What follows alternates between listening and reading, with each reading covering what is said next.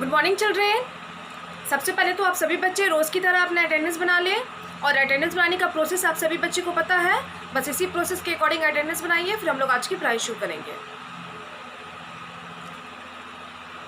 जिन बच्चों के पास बुक है वो बुक ओपन कर लेंगे और जिनके पास बुक नहीं है वो नोटबुक ओपन कर लेंगे और जिनके पास बुक है वो नोटबुक भी ओपन करेंगे। ओके, क्यों? ताकि पहले हम जो कल मैंने होमवर्क दिया था क्वेश्चन नंबर सी बुक में बनाने के लिए पेज नंबर 41 ये था ना, answer the flowing questions in 1 या 2 वर्ड्स, तो इसे मैंने बनाने को दिया था और इसे कहा था कि मैं इसका आंसर लिख दूंगी, आप सभी बच्चे मैच कर लेंगे। तो जिनके पास बुक है वो बुक में मैच कर लेंगे और जिनके पास नोटबुक है वो नोटबुक में आज नोट कर लेंगे। और उसके बाद हम लोग शॉर्ट आंसर यानी कि answer the flowing question in 1 line, ये वाला क्वेश्चन मैं आज लिखाऊंगी। तो इसलिए सभी बच्चे नोटबुक ओपन कर लेंगे और नोटबुक में लिखेंगे, लेकिन उससे पहले हम क्वेश्चन नंबर सी यानी कि very short answer type question complete करेंगे आज। ओके, तो सभी बच्चे बुक निकालिए। हमारा ए बी कंप्लीट था, है ना, टिक द करेक्ट ऑप्शन, और उसके बाद था फिल इन द ब्लैंक्स, ये हमारा कंप्लीट था। आज हम वही क्वेश्चन नंबर सी यानी कि answer the following questions in 1 या 2 वर्ड्स करेंगे। तो उसके पहले आप डेट और रिमेंबर लिखें। बुक वाले बच्चे बुक में तो डेट लिखे होंगे, रिमेंबर लिखे होंगे। नोटबुक वाले बच्चे भी सेम डेट, चैप्टर, रिमेंबर सब नोट करेंगे। और अभी हम लिखेंगे क्वेश्चन नंबर सी, नोट कीजिएगा क्या है, answer the following questions in 1 और 2 वर्ड्स। बोला है 1 या 2 शब्दों में इस प्रश्न का उत्तर देना है। तो आइए हम क्वेश्चन देखते हैं कि क्या है और हमें कौन सा वर्ड लिखना है। तो पहला है what do we call the people who live near our house?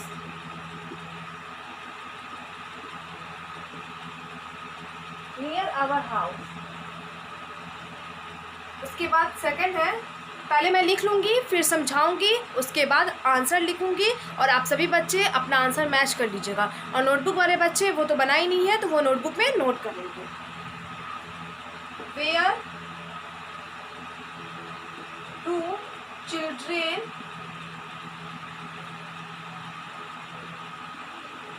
go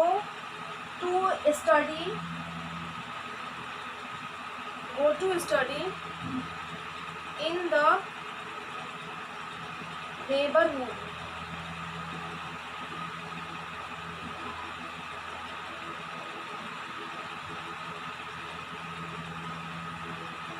okay, 2 ही मैं लिख रही हूँ क्योंकि नहीं अटेगा बोर्ड पे, इसलिए पहले 2 लिख दी, उसको समझाऊंगी, आंसर लिखूंगी और आप सभी बच्चे मैच कर लेंगे।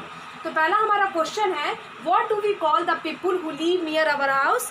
उन लोगों को क्या बोलते हैं जो लोग हमारे घर के आसपास रहते हैं, घर के पास रहते हैं, घर के नज़दीक रहते हैं।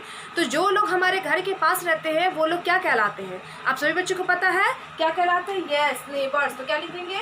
NEIGHBOURS, नेबर्स हो गया।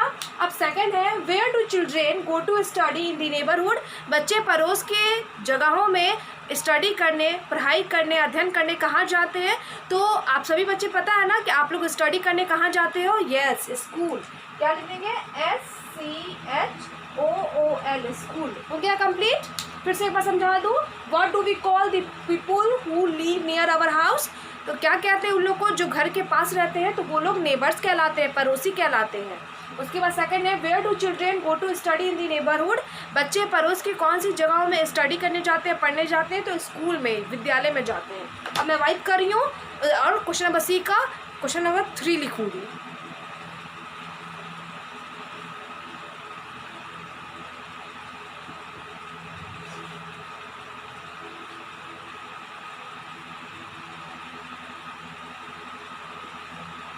क्वेश्चन नंबर 3 है who checks patients and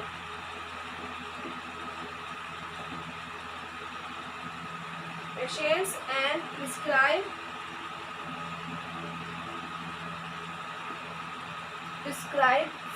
their medicines.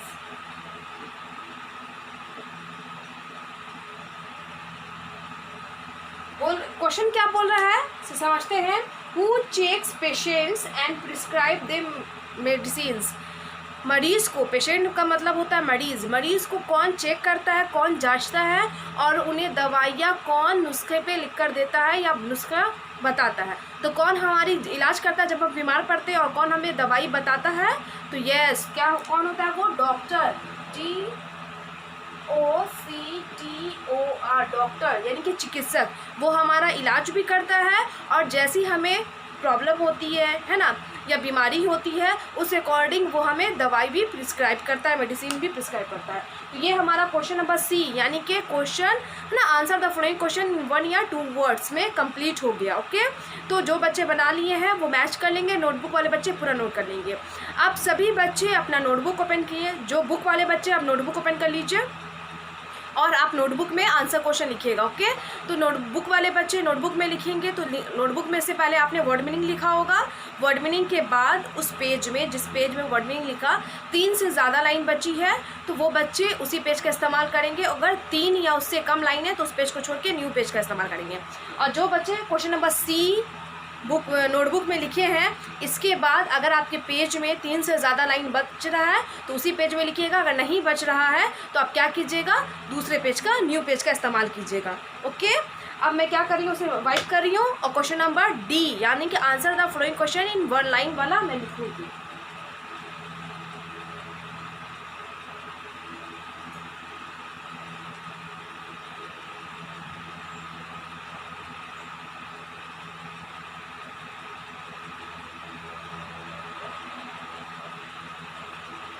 जो बच्चे हाफ पेज में लिखे हैं तो ये तो डेट वगैरह लिख लिए होंगे है ना, तो मत लिखिएगा. लेकिन जो बच्चे न्यू पेज से आंसर क्वेश्चन लिखना शुरू कर रहे हैं, न्यू पेज से, तो वो बच्चे डेट, चैप्टर, रिमेंबर सब लिखेंगे. क्लियर? आइए हम लिखते हैं क्वेश्चन नंबर डी. क्या है? Answer the following questions in 1 line. पहला क्वेश्चन है, what is a neighborhood?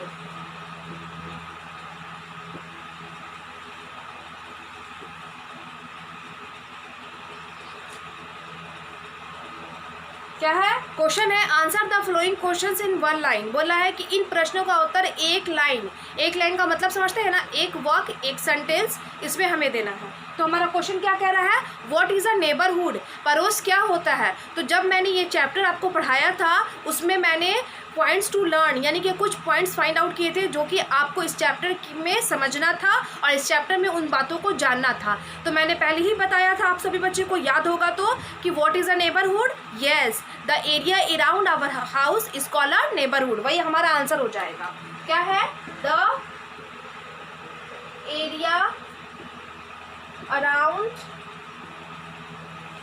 Our house is called a neighborhood.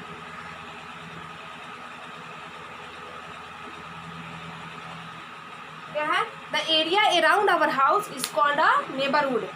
पड़ोस के, है ना, हमारे घर के आसपास का क्षेत्र, एरिया मतलब क्षेत्र या जगह, तो हमारे घर के आसपास का क्षेत्र पड़ोस कहलाता है. अब सेकंड क्वेश्चन है, how is a post office useful to us?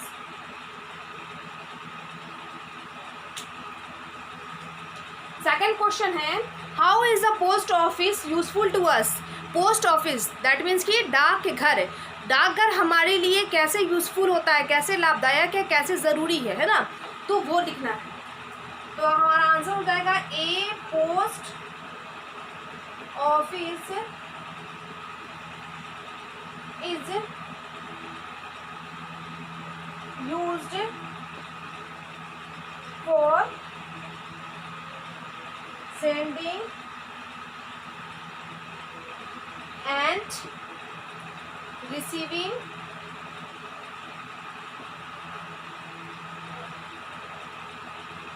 Letters. Answer हमारा क्या है, a post office use for sending and receiving letters.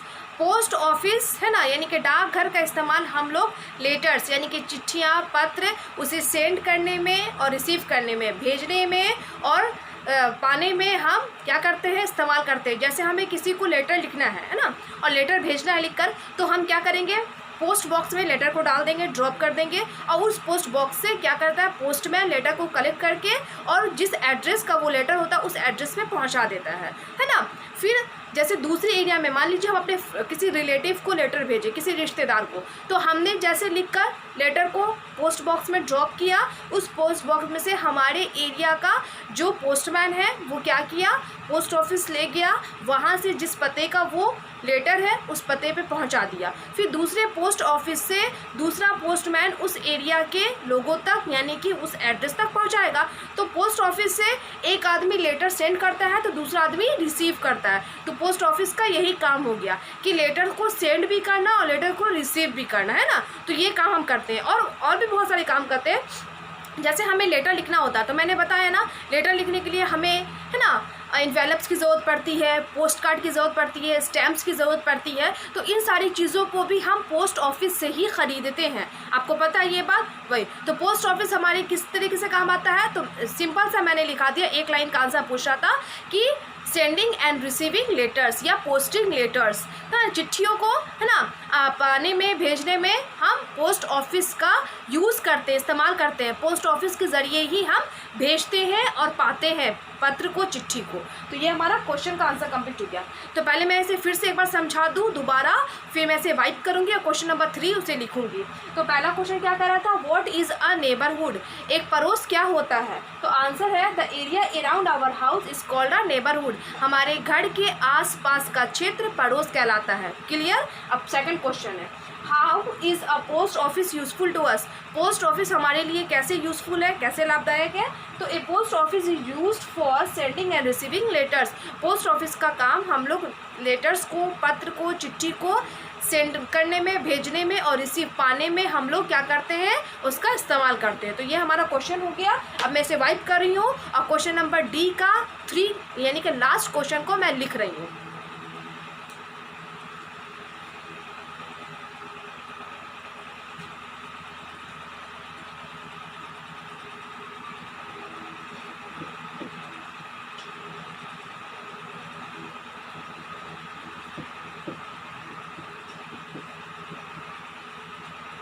Question number क्या है, 3 है। तो क्या है क्वेश्चन देख लेते हैं। How do policeman help us,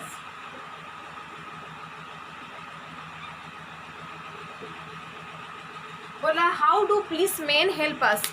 policeman यानी कि जो भी पुलिस होते हैं वो हमारी किस तरह से मदद करते हैं या हमारी मदद आते हैं।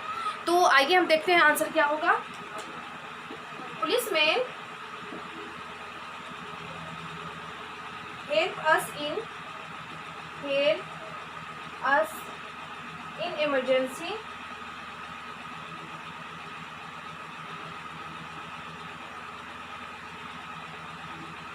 DENCY emergency and protect them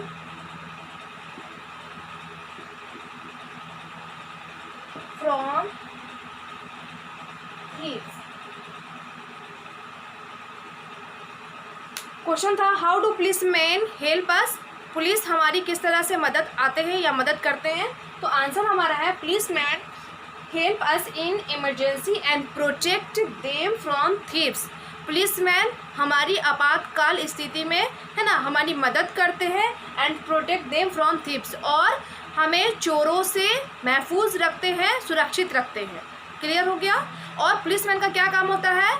law and order को मेंटेन करना, है ना, बनाए रखना, ये भी काम होता है। बट यहाँ पे एक लाइन में पूछ रहा था तो मैंने सूटेबल क्या कर दिया, policeman help us in emergency, जब इमरजेंसी होता है, जैसे अगर कहीं चोरी हो गई उससे भी हमें महफूज रखता है, जैसे हमारा कहीं एक्सीडेंट हो जाता है उस कंडीशन में भी, उस केस में भी पुलिसमैन हमारी मदद करता है। तो पुलिसमैन इमरजेंसी, इसीलिए मैंने लिखा। और पुलिस स्टेशन हो या फायर स्टेशन हो या हॉस्पिटल हो, ये तीनों जो जगह है ना, ये तीनों इमरजेंसी प्लेसेस कहलाता है। नेबरहुड प्लेसेस भी है बट ये इमरजेंसी प्लेसेस भी है, ताकि ये मतलब कहने का ये मतलब इमरजेंसी प्लेसेस दैट मीन्स कि ये 24 आवर्स क्या होता है, ओपन रहता है और लोगों की सेवा में रहता है। मतलब कभी भी कहीं भी, दिन के समय तो हर एक चीज़ ओपन रहता है ना, लेकिन जैसे शाम होती है, रात होती है, बहुत सारी दुकानें या फिर बहुत ज़्यादातर सारी चीज़ बंद हो जाती है। बस पुलिस स्टेशन हो या फायर स्टेशन हो या हॉस्पिटल हो, ये कभी भी बंद नहीं होता।